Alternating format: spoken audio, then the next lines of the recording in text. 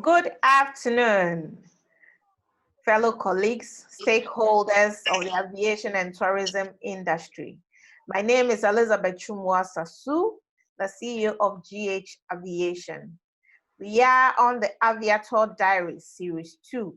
Today we'll be talking about the importance of the tour operator in the aviation chain.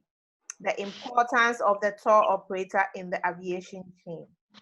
With me, I have the CEO of FlyLinks Travel, all the way from Takrady, and her name is Mrs. Philomena Ejay. And then we have Mr. Gideon Asare from Adanse Travels as well. Hello, everyone. As we wait for our third panelist, we will start. We will hit the ball rolling. So the importance of the tour operator in the aviation chain. I will start with Mr. Gideon Asare. Mr. Gideon Asare is an entrepreneur. He enjoys helping SMEs to get more customers through Facebook and Google Ads. He is also the MD of Adanse Travel and Tour. Mr. Gideon Asare, MD for Adanse Travel and Tour. I know Adanse Travel and Tour is one of the biggest tour operators in Ghana. Yeah, this you are giving us fancy. Oh, no, the reason I'm saying that is I joined your program on Friday. Was it Friday, Wednesday or Thursday? The Wednesday. Wednesday, yes. And I enjoyed whatever I saw there. Thank you. That's a good feedback. Yes, Thank you. because it made me have faith that yes, our industry will rise from this COVID-19 pandemic. But I'll give you a chance to talk about it. Now, just give me your view on the topic, the importance of the tour operator in the aviation chain. Yes, yeah. So, good afternoon to everyone. Thank you for the opportunity to talk. I think that the tour operator play a very significant role in the aviation industry. The tour operator more or less connects a lot of players in the industry together. We connect the airlines, we connect the hotels, the transfer, those who provide transport services, even we connect the immigration services to the customer. So we are more like the engine of the whole aviation. We are in the middle, and we kind of link up the customer to all the other service providers within the aviation chain. So if you take out the tour operator, you miss a very huge ingredient of the aviation chain. So basically, that is what we do. We kind of create experiences that allow these other suppliers to also ride on. Because without a tour operator, it becomes very hard for the client to even know what will I do when I get to the destination? How do I get to the destination? So depending on the level of the tour operator you are dealing with, it can take you from ground zero to 100. That means from just contacting the tour operator, we take care of almost everything for you until you are back to where you started from. And all those in the value chain that you deal with, the tour operator must have access to them to be able to let you enjoy their services. So the significance you cannot underplay.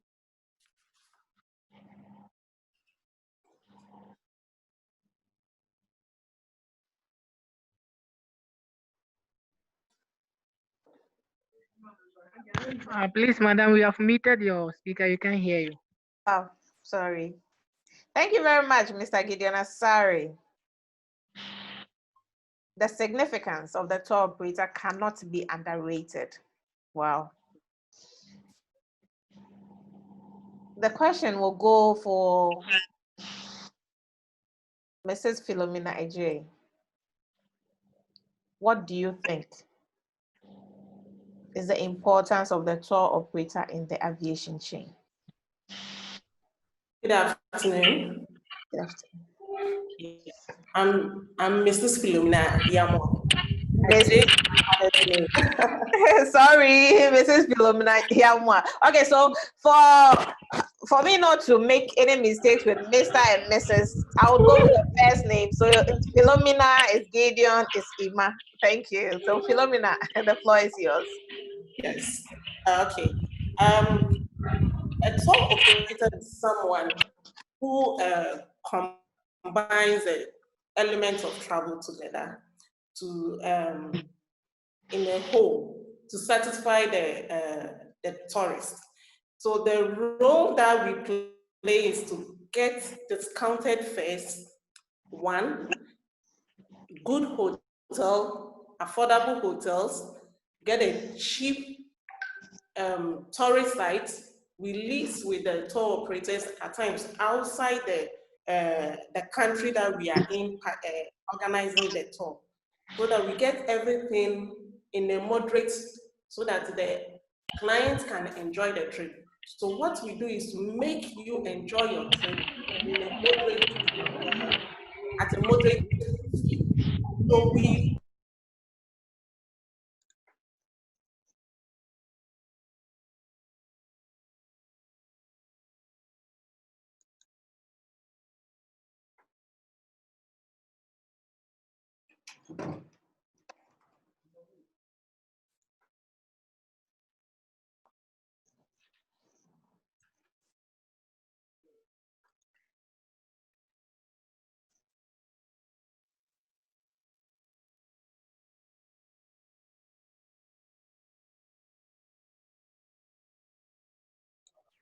Hello, Philomena. You would have to accept to unmute, please.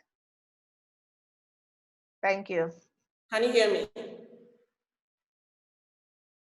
Hello? Yes, I can hear you. Yes. Okay. Okay. Can you please start afresh? Okay. You were on mute. Okay, so the role of a tour operator is to bring together all the tour components to satisfy the tourist. So, one, we negotiate with the vendors, that is the hotels, the airlines, the tour sites. We get, and the land arrangement as well, the buses that will convey you to the tour site. We put all together and we make an enjoyable trip for you. We make sure that we escort you to the right places. The moment we package a tour, if we tell you we are going to this site and that site, we make sure that whatever we tell you, we fulfill it. And also, we handle you at the airport. At times, most travelers find difficulties at the airport, especially the first timers. So we make sure that we take you through the arrival procedures and also the departure procedures so that you be comfortable. So we hold you from day one till you finish and you come back. And we make sure that after you are back in the country of origin, we follow up if there's any problem, if there's anything we have to look up to, we take care of that one as well. So our package is to satisfy the client so you return to your origin. Thank you. Thank you. Satisfy the client till the client gets to his destination. Thank you. I want to find out, is there a difference between a travel agent and a tour operator? A travel agent and a tour operator. This question will go to Philomena, but before you answer, let me tell everyone who you are. The audience needs to know who Philomena Yamwa is. So, Mrs. Philomena Yamwa is a product of Archbishop Porter Girls School and Zenith University College. She's married with 3 kids. She is a certified travel consultant with 15 years in the tourism industry. She owns and operates the most awarded and leading travel and tour agency, FlyLinks Travel and Tours, in the Western region. FlyLinks is currently the Travel and Tour Award holder for the year in the Western region, a local tourism ambassador who is very passionate about redeveloping abandoned tourist sites and giving a facelift to existing tourist sites in the Western and Central regions. She is the lead coordinator of FlyLinks Tourism Club, a club dedicated to the promotion of local tourism in Ghana. So reading your portfolio, you are a very, very big woman. And I know you'll be a great catalyst in building our tourism industry. Yeah. Yes. Back to the question. Is there a difference between a travel agent and a tour operator? Yes. Okay. There's a difference. A tour operator, he directly deals with the suppliers, package the whole tour, and sell it to the travel agent. Okay. So I can say that the tour operator is the wholesale and the travel agent is the retailer, because a tour operator can package one tour, sell it to a lot of travel agents. And travel agents are able to go down to individual tourists to buy the package that the tour operator designed. A tour operator can also sell directly to individuals, tourists. Okay. But the travel agent does not have a lot of benefits than the tour operator. I can also say that the tour operator, we have four types of tour operators. We have those that the inbound and the outbound tour operator. When I want to go to Dubai, for example, I have a destination manager in Dubai. They are tour operators. They don't handle me alone. They handle other tour travel agents. They will make sure that they do the hotels, the tours, the land transport, and I buy it from them. What at times I do is to add the airline to it. And that is my part as a travel agent. I can also become a travel agent can also become a tour operator, whereby he or she is handling the whole package. I'm not buying it from anyone. I am doing it myself and sell it to other people. So mostly travel agents are retailers. When we come to selling, travel agents are retailers and tour operators are wholesalers. They have the chunk, and travel agents picks from the tour operators and sell it out. And mostly we even come direct in contact with the tourists. We are the people that the travel agents are the ones that convince the tourists on which package to choose. We explain it to the tourists on what to do, how the whole package will be. You don't know what you are going to encounter. We make it enticing. We make you, our slogan is experience excitement.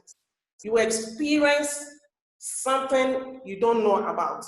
So we put ourselves into the whole package and make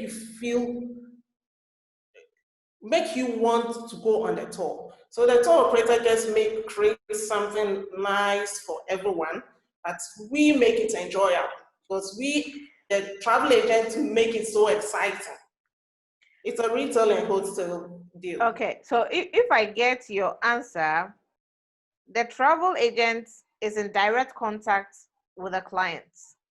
Yes. The tour operator works on the packages and gives it to the travel agent to sell.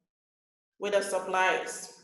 With the suppliers. Okay, so the the tour operator works in direct contact with the suppliers to get the package. Yes. And then after the package is done, the tour operator gives it to the travel agent. Yes. To sell it as a package to their clients. That is it. Okay, all right. Thank you. I would like to get Mr. Gideon Asari's view on this question. A travel agent and a tour operator, are they different? Yes, they are different. So, as my panelist said, that's the first difference. The first difference is that the travel agents are not supposed to put up a store package. So, a travel agency normally sells already made products. So they don't produce the tours, but they sell the tours of a tour operator. But the tour production have about 4 units. We have the wholesaler, the tour wholesaler, we have the tour retailer, and we have the tour packager, we have the tour operator. So in our part of the world here in Ghana, one agency might do all these together and then still be a travel agency. So that is why it's difficult to find a difference. But in advanced countries, you see that there are tour wholesalers. They are the ones who put the actual component together. So they get a deal from the airlines, they get a deal from the attraction site, because if it is Kakum, they will buy maybe 10,000 tickets from Kakum a month. So they will take the 10,000 tickets, they have their own fleet of cars, they have their own tour guide, and then they put the package together. And once they get the deal, they give it to a tour packager to package it. And this tour packager will then give it to a retailer and to sell it to the client. So a travel agency finds itself at the retail column.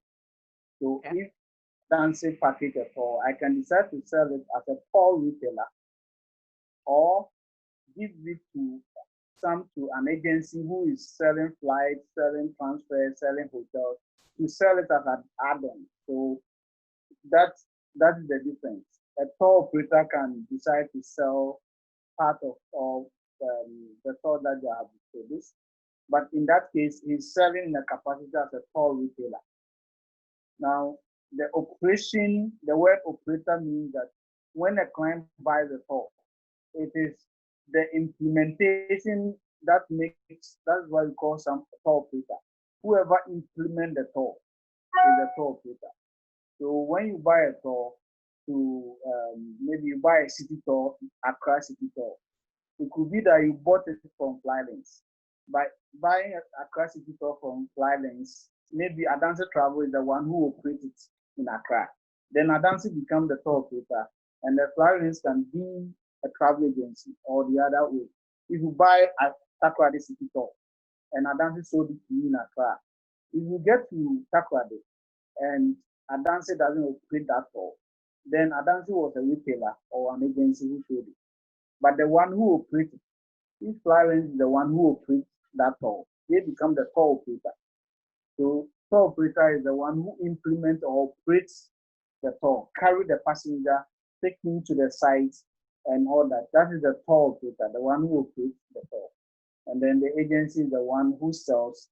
But normally a travel agency will sell more than tour products. They will sell flights as single units. They will sell cruises. They will sell hotel nights. They will sell travel insurance. They will sell multiple things without concerning themselves too much with how they were made. But they sell ready-made. Yes. Okay. Thank you, Gideon. I see our third panelist online. Mr. Emmanuel Boateng. He is the president of the Ashanti Travel and Tourism Association. Emmanuel is an associate chartered marketer and digital marketing strategist, a banker and entrepreneur. He holds MBA marketing, BSc accounting, and HND in marketing. He has had 20 years practical experience in the field of tourism, commerce, banking, networking, and international business exposures. He is the CEO, MD of Family Dream Expert Consults Limited. He believes life always offers two main opportunities, experience and money, but will always go for experience. He likes to bring people from the unknown to the known. Emmanuel, welcome. Yes, madam. Welcome Thank you. to our session. Yes. Yeah, thank you. We've discussed about the importance of the tour operator in the aviation chain. And then we are now talking about the difference between travel agency and a tour operator. So I'll just give you about 4 minutes to give me your view of the importance of the tour operator in the aviation chain. And then you chip in the difference between a travel agent and a tour operator. All right. Thank you for the opportunity. And I'm highly pleased to be part of the panel. Greetings from Kumasi to everyone. Okay. To start with, really appreciate this platform because it's long overdue, and we know it will go to enhance already existing efforts we are trying to put to be able to give it a facelift as we want. Looking at the current challenges we are being encountered, I think it has come at the right time. Okay, back to what you just asked. I think my sister Philomena and my brother Adanse have done justice to it. Notwithstanding, I will add to knowledge because the world is not static and we keep on growing minute by minute. As rightly put on, or as rightly stated by Philomena, he said, he said the tour operator more or less is a wholesaler. It's a wholesaler. The whole idea is the whole the tour operator seems to create a synergy among the various suppliers because we are looking at the transport, hospitality, the restaurant, probably the food chain, the airlines. All what we seek to do, or the tour operator seeks to do, is to see how best it can create a synergy among these individual units so that it become one force. So they certainly do not sell a separate unit. Probably a tour operator will not sell a transport or will not sell a flight alone, but will try to bring them together in a confined and trying to be very efficient. We mean he is very prudent in the use of the resources in order not to burden the final consumer. And that's basically what the tour operator seeks to do. Because at any point in time, the client who either is coming or is travel want value for money. And also you as a tour operator want a repeat business. So it's an efficient utilization of these units, being it hospitality, being it the hotel, transport, the airlines, the restaurants, everything that comes together because you may even employ the service of a tour guide and this and a unit. So it's like it's how best you are able to utilize these units. So as I rightly put on, tour operator does not sell individual, but if we have an individual agent or individual merchant trying to promote a single unit, then you become an agent. And by so doing, we have various agents, being it some will specialize in local or domestic, some would like to be in holiday or business leisure, some would like to go into medical tourism, like some will want to go to educational. So in all these things, we can say have one person or a company or a unit who want to combine these various units. So if you're able to bring them together, more or less try to create a synergy. Because in business, we know that 1 + 1 is never 2. It can be millions. So if you're able to prudently put them together, then you, the tour operator, will be at the panel. So as our brother Adanse rightly put on, probably he will have a strength in one side. So even though he will some more time, you can be an agent and operator because you may have your strengths. So probably he will bring their strengths, Madam Philomena will bring her strengths, Family Dream will bring their strengths, we put them together, we get a great synergy. So you go to the advanced world and you see that there are these big units, they may not necessarily leverage on their strengths, but they're only looking at how best they can leverage on the others. Then they become a big force. So, okay. So it's all about partnerships at the end of the day. Very well, very well, very well. It's all about partnerships. Okay. So a travel agent and then a tour operator can work hand in hand in making the client's trip a success. Very well, very well. Okay. As a tour operator, when you're working on a package, what are some of the factors that come into play? What are some of the factors that come into play when you are bringing out a package? Okay, thank you. When I'm putting a package, or probably when the company is putting out a package, they are various, but I would like to limit myself to few so that others can also add up. Probably, Just give me I'll be looking at. Just give me two. All right, all right. I'll be looking at planning the tour. I'm looking at how best I can plan the tour, and then as a marketer, be my background, I look at how best I can market the tour package. So planning the tour is key because if you fail to plan, you also, I think things will not go as expected. So I plan very well, looking at customer-specific needs because customers are always different. There's no unique or there's no same customer. Customers are different in their request or their demand. So I'll look at the customer's need and I have to plan to suit whatever the customer or the client is requesting. And then I also look at marketing. Since you're talking about the two, probably if you have gone ahead, I will have probably added, the whole idea is in business, we're looking from the beginning to the end and it's vice versa. So the customer should enjoy from the beginning and he should also be proud when he or she is exiting.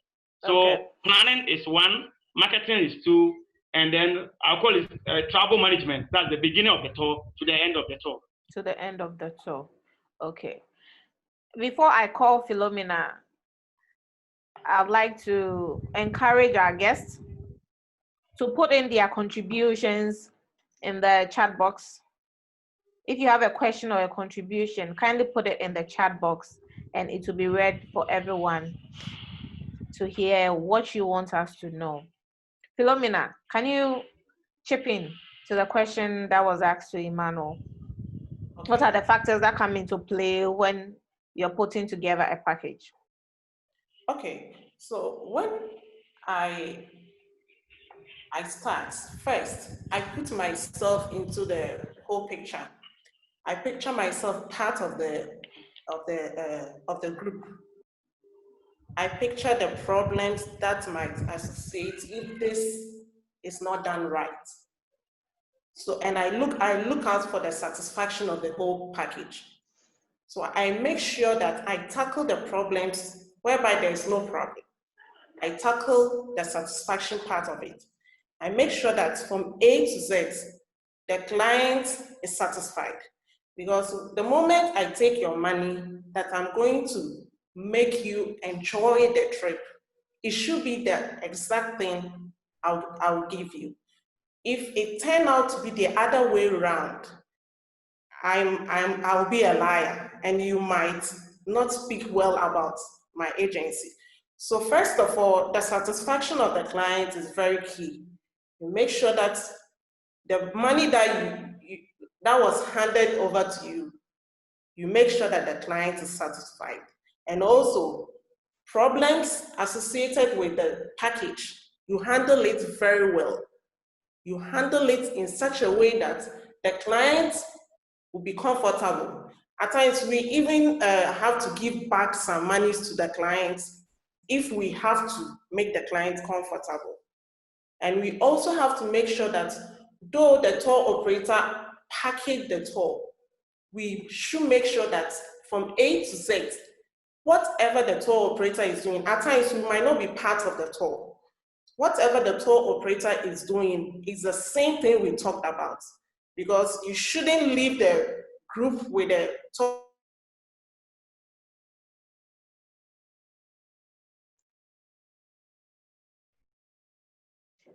Hello.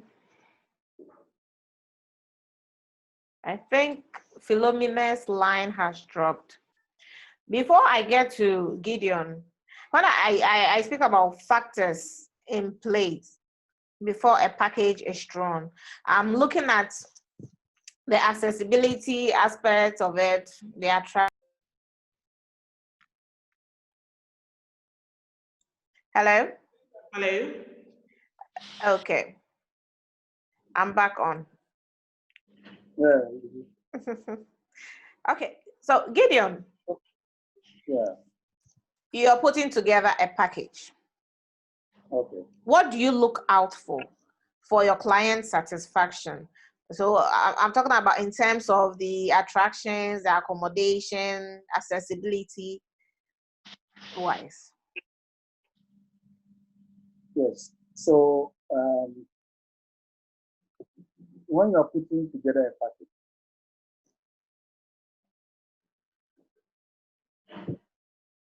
the first stage is the planning stage. So the planning stage, you wanna conceptualize the whole trip in your head, which I always say that's the most difficult part of the thought production planning stage. So at the planning stage, you want to consider what will interest my client. So for instance, you want to visit the site where you want to take them to, so that the attractions you want to include, you want to know them very well, so that you know which one to select to include in the in the package that you have. So it could be Accra City Tour that you are producing. There are so many places in Accra that you can put in a tour. But the first thing is that this package, who am I going to sell it to? If I'm going to sell it in America, then perhaps they would like to know anything that connects historically, that connects maybe Accra to them. So maybe you are looking at putting it divorce center, because it is an American and it has a history. So the components depends on the audience or the target market that you are going to put the tour after you have produced it. So the attractions you select and how you package the attractions depends on the end user of the tour.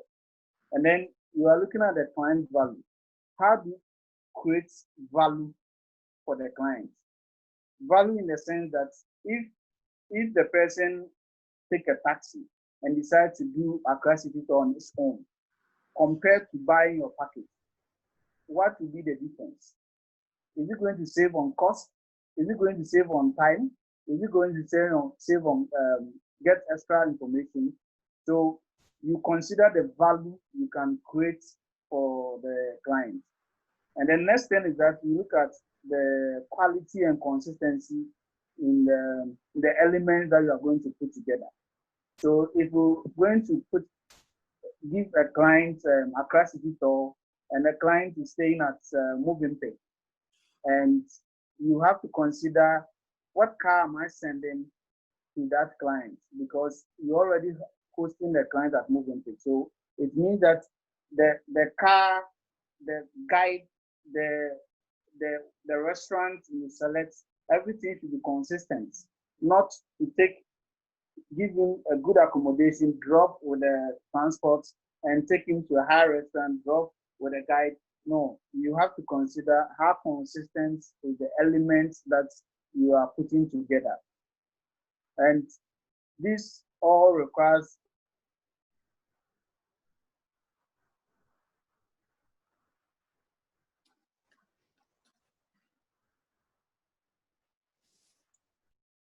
Hello?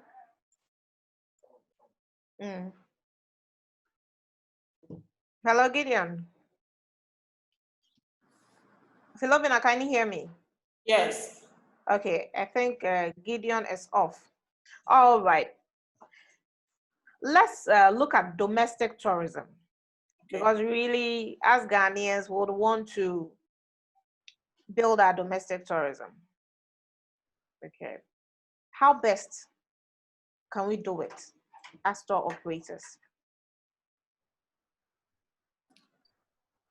Domestic tourism.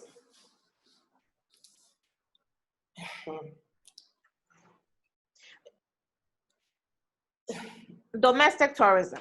Now, COVID-19 is all over the world. There is a pandemic. Yes. And we've realized that when this pandemic hit, everything has gone down. Yes. All businesses have been closed. Travel and tour agents don't have anything to do. And really, they're at home. But we have what it takes. We have everything in Ghana. How best can we use what we have to engage our people to patronize what we have instead of always looking at the outside world to build our tourism? Before you answer that, let me run a poll. Let me run a poll on the domestic tourism, and let's see the answers that will come out. Okay. The poll has been launched. Please, guest, panelists, kindly take the poll and let's see if really we can help build our domestic tourism.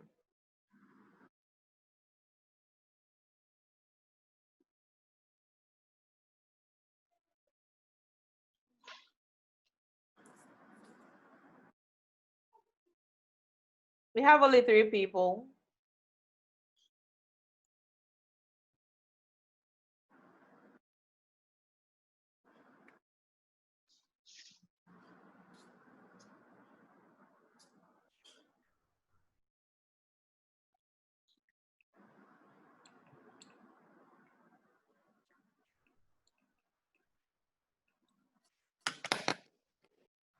Okay, so looking at the polls, only 3 people took the poll and all of them answered a yes. That yes, there is an opportunity for domestic tourism in Ghana. Yes, there is an interest in domestic tourism. And yes, it can improve our economy. Philomena, Yes. what do you think? You have been in the industry for a while now. Yes. Do we have a domestic tourism? Is there an interest from the populace for domestic tourism? Is there a possibility that if we look at domestic tourism, like how other countries are using their domestic tourism, we can improve the GDP of Ghana? We have to try. Okay, so if you say we have to try, then it means that you don't think. I always have a problem with our tourist sites, okay? Okay. I feel we can do better because looking at how other countries are trying their best, it's difficult at times packaging a tour in Ghana. It becomes so expensive. I want to be truthful about this. It becomes so expensive, especially with the hotels, with the transportation. And there's the passion is also a problem. A lot of people are not into the tourism fever. You know, people are not passionate about it. We, the citizens, are not patronizing our tourism sites. Is it because we are not passionate about it, or is because it's expensive? Lizzie, when you go to the tourism sites, you don't see the uniqueness of the place. Okay. You know, you have to see something that you are yearning to have a feel of. I always say that even our buildings, the buildings around can be a tourist site because you travel outside and you see towers as tourist sites. We have to do something different. Walking around, you have to have a feel of it.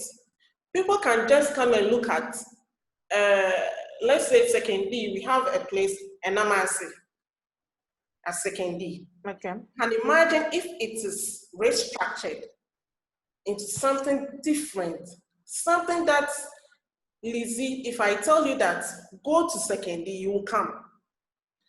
Right now, if I tell you that I'm packaging a tour to Second D, and I want you to come and see this place, Lisbeth, will you come? The first thing I will ask you is what atoll is in Second D that I have to follow you on the tour? I can tell you that is it Fort Orange? Yes, it's at Second D. You go there and people are living there inside as their home. But this is a tourist attraction. Okay. Second D Beach is a tour site. You go to the whole town. You can get the feel of the Europeans there. But you go to the place and the buildings are broken. It's sad. At times I walk around and I think Second D especially can be a tourism zone for Ghana. Because there are lots of things. When you go to Pa Grant's grave, it's sad. You go there and there's nothing to write home about. So it becomes difficult. I wish the authorities will look into that because Ghana, as the year of return, the year of return is something that we should look at it very well. Because if not of COVID, we might have had a lot of tourists flowing in. Because I was even packaging some for some group of people. They were planning to come the whole year. We started selling it and it's ended because of the pandemic. So you can see that there are lots of things that can be done in Second D especially.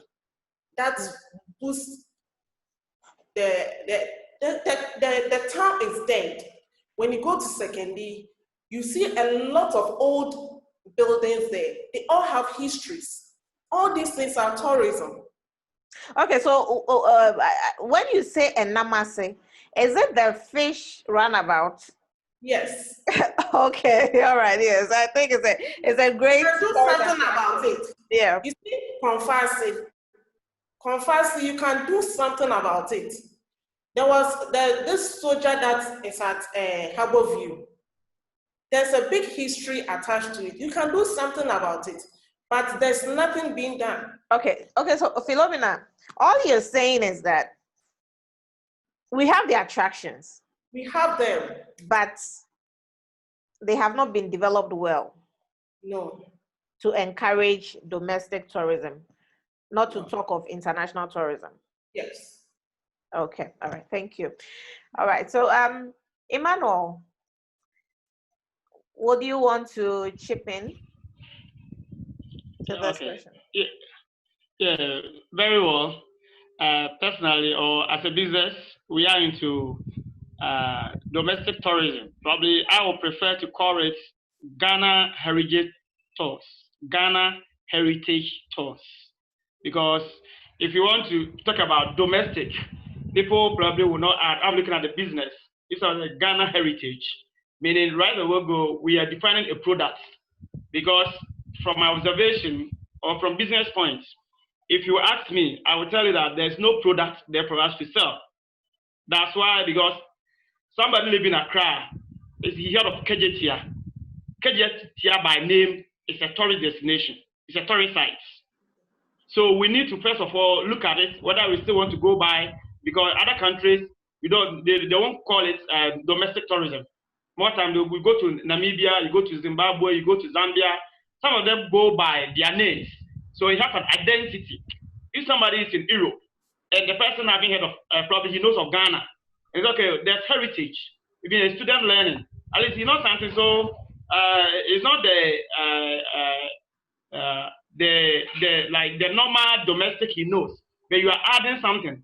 So I just want to itemize just 2 or 3 points. Okay, Emmanuel, so what you mean is that instead of telling our own people, for instance, Ghanaians in Ghana, that they should enjoy domestic tourism, we should rather change the name into Ghana Heritage. Very well. Okay. Yeah. All right. So we should brand it. Lizzie, Very can well. I comment? Okay, Gideon. Yes, you can. Yes, I hold a different opinion. I think that domestic tourism, you don't tell somebody it's domestic tourism. It's a definition of, it's a concept of tourism. Once somebody within the same vicinity enjoy tourism, you call it domestic. So once people in Ghana are traveling within Ghana, it is not we who defines that. It is an English term that is there. That once the thing is within your borders, domestic. It's just like a flight. To fly across Ghana is domestic flights. Okay, so you don't want us to brand. You don't want us to brand it because you don't need to brand it. You don't need to brand it. Okay, because I was thinking in line with Emmanuel that branding works in changing the perception of people as well. Yeah, okay. Branding, we define it. Tourism is a sector. It's not a branding. It's a sector. It's a sector. If you take heritage tour, it is just one aspect of domestic tourism or one aspect. So you can't put all domestic tourism under heritage. Under heritage. Yes. What about gastronomy? What about cultural tourism? What about all those? Okay, so in actual sense, tourism, the word tourism is bigger than heritage. Yes. In actual sense. Okay, so heritage tours is just one factor of the whole tourism chain. Yes. All right, Emmanuel. I think it's good for the the insights. Probably if I have finished, I'm looking at it. Somebody say local tours. Yeah. It's also a generic, right? Yeah. In as much as we want to promote our own, we are also not looking within ourselves. We are looking at being attractive. So I buy with whatever Gideon is saying, local tourism. There will be nothing wrong if, as a country, because the year of return, well, it sings, it's ring bed. Even though it's a process, I will see that it was an event. We are looking something, we want to move from the organic way of doing things to more digital, to more scientific. We can have various, as you rightly said, if you say heritage, culture invariably fits into heritage. Probably it may not necessarily go by the Ghana heritage tourism, but I'm looking at if you are saying domestic tourism, because I also did, I met with academicians and this what came on, because there was a project that was done and also carried out a research. And I think we have so I think about 6-8 months ago, this discussion, and at least out of the 10, almost 8 of us were looking at the name, how it sounds. Because if you tell somebody, oh, people necessarily, I'm going out for medical checkup, then somebody sees, I'm like, okay, this is medical tourism. Because anyone who thinks that it's like irrespective of whatever is happening, it's just what medical attention. So that's why I'm saying that, okay, this in Ghana, in as much as we want to promote our work, can we look at the name? The domestic can still be in, but we can still frame it because that's why at least we're having these deliberations. But notwithstanding, I think that we can have that discussion on another day. Looking forward, if you ask me, there's government has not made the enough investment we need in the domestic tourism since independence. I think if we are to get the records and then like the figures, we can even quantify it. Meanwhile, we boast that is the third generation of what revenue to the state. So going forward as industry players, we should also at least put some white papers around and see going forward what we want to do. I'm looking at product development. If you're looking at domestic tourism, there's no products. There's no product. By product, I mean we have to rather package it very well. That this is what we are selling. My background, I'm a marketer, so I'm ready to sell everything. I've done banking for some years. If you go to bank and if you are telling your 3-year daughter that go and open a current account, go and open a savings account. He knows that's account. That's just for example. But if you go to the tour operator, because before I came into the scene, I see most of the people who are doing travel and tour are just selling tickets in Ghana. Somebody has sold tickets for 20, 30 years. And we call these people as two travel or tour operators because there were no other products. So if you can look at product development going forward, if you really want to look at probably domestic tourism, product development, what kind of destination or product can we have so that it will be attractive for a corporate, as a family, as a church? Don't forget that these agencies or these individuals are already patronizing it. They don't realize it. And when one is certified about product, he refers. So we should be able to get product development and go by their names.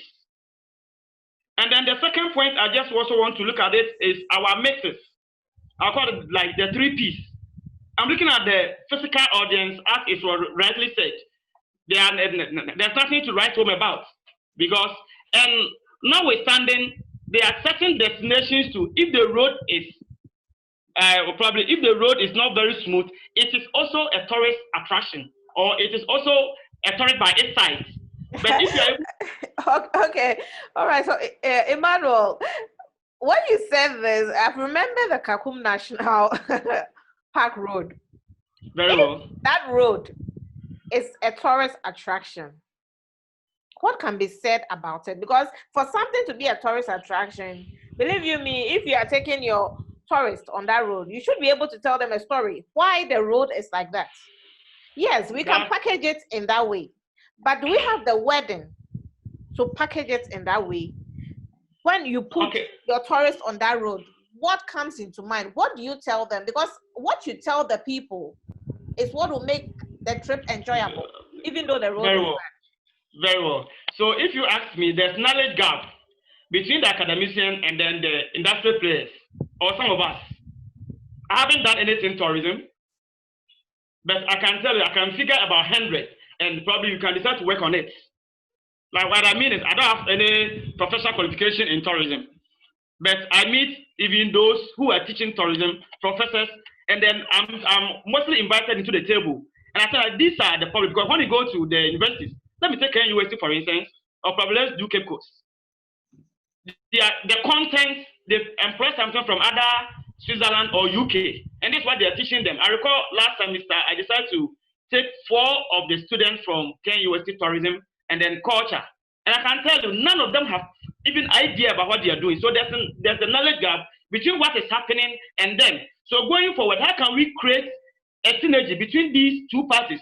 When they come together, they can talk, okay, if the road is bad and it's listening to Kakum, this is what we think, because a research will be conducted and they'll be able to get a recommendation or a defined solution.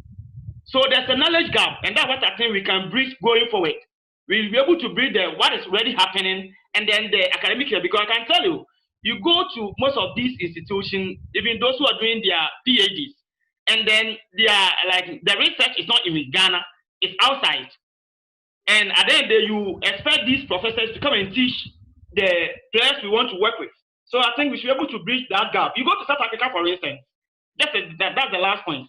The driver you pick will be able to tell you all the destination, everything. You go to Dubai, but you go and pick a driver from probably Achimota. I'm coming from Kumasi. I get to Achimota, okay, let me take Uber, or let me take a traditional taxi driver. He has no idea. So we can frantically make an effort to also get to educate and train the various sectors. Even the hotels. Myself have to walk to the 2, the 3, 4-star hotel to go and sell domestic. That here is Kumasi, this is Accra, this is Cape Coast. So we should make frantic effort to be able to bridge this gap. And I think by doing that, it will naturally work people's interest and appetite, and they like to go further, to go and explore the environment. If this happens, then as a business entity, we're also able to make our margins. Thank you. Thank you. So what you're saying is that there has to be a synergy between all the stakeholders involved in the chain. Very well. And it starts with the ground transport. Very well.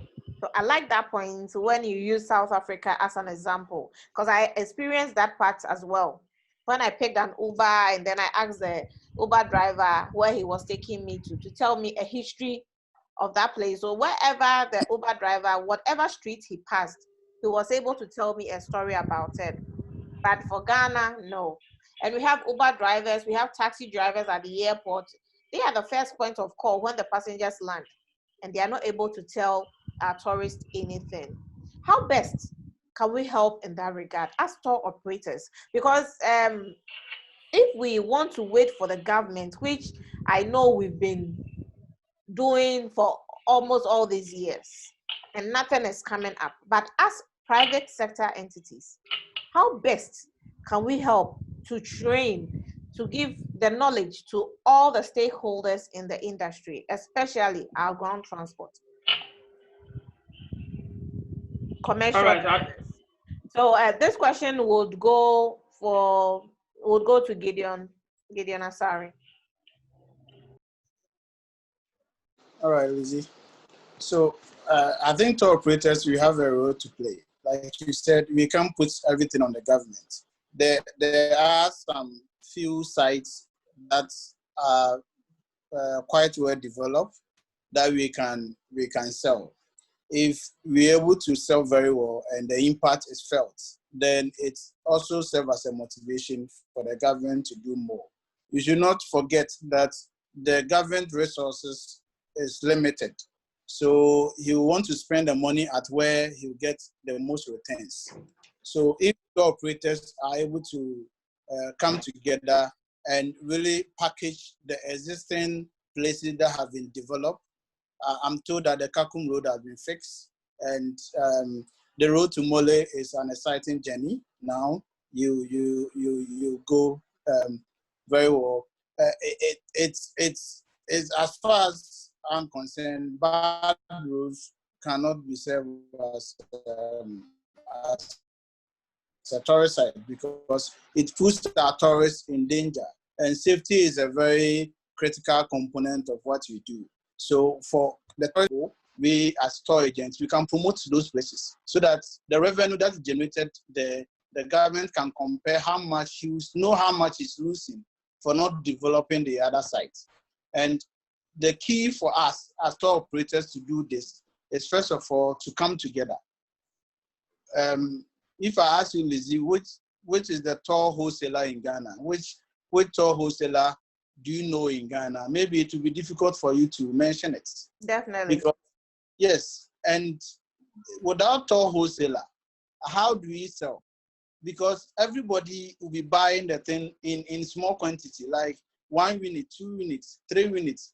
And it's very difficult for any investor to put his money in the attraction sites. So if an investor and I want to develop Kakum, I have to know that there are some tour wholesalers whom, when I finish, you buy 10,000, take it at a go, and then sell it to the other people. Or I don't want to invest my millions of money in a tour site and wait for small agents, everybody to be buying 1, 2, 1, 2. No.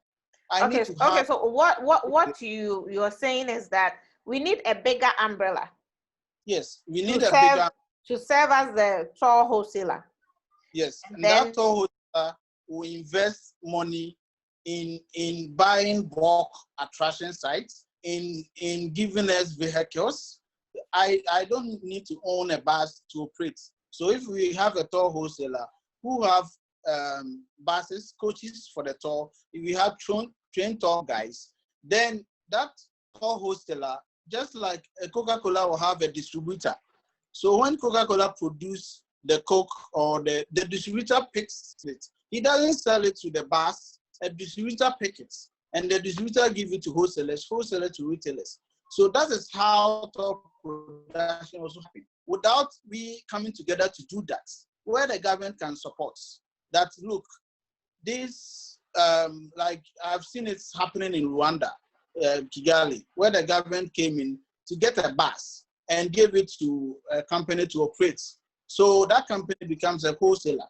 So I will sit in my office here and I'll sell only 2 tickets to Kakum, but for Friday. But on Friday, that bus has 40 people because Family Dream also sold 2, another agency sold 3, and we all sold it from the wholesaler. We didn't have to call all of us calling Kapum to sell 2 tickets, and it will not work.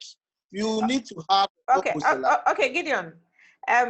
So what with this session that we are having, as I said, I'm trying to encourage the private sector to think without the government's intervention. So the government will do it, the government doesn't do it.